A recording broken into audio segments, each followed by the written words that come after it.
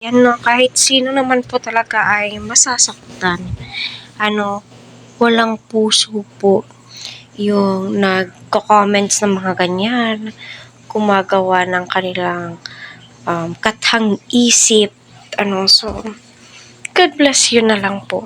Kasi sa panahon ngayon, palagi kong sinasabi, hindi mo mapiplease, no? Kaya, kung sino yung nagtitiwala sa'yo, doon ka lang, stay put ka lang doon. Hindi mo kailangan na i-prove ang sarili mo. Hindi mo kailangan na baguhin yung sarili mo para magustuhan ka ng mga taong nasa paligid mo. Ang masakit pa dito, yung tipong pati pamilya mo, kapatid mo, ay nababash. Ibang usapan na po yan. Kahit sino masasaktan. Kahit siguro si Kalingap Edu ay magagalit. Magagalit po talaga yan. Pati si Kuya Bal. Sino ba naman ang nanaisin, yung walang kamuwang-muwang. Kahit nasabihin po natin, ilang taon na po yung kapatid ni Beyonce. Lahat sila na-bash yung ganun.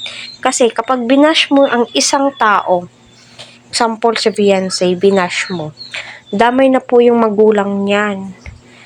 Ang tatay, lahat, kapatid, damay na po yan. Kasi nga po, nasasaktan din po sila para sa kanilang anak.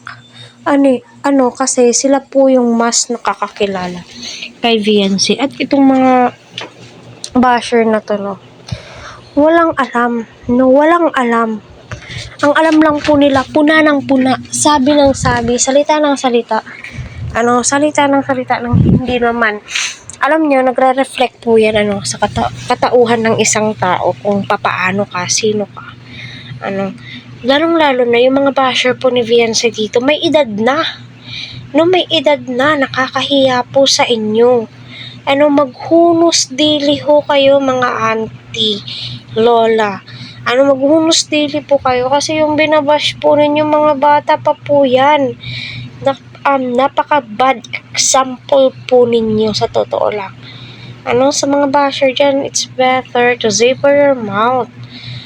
Kasi kung ano yung ginawa mo sa kapwa mo, yun din yung balik sa'yo.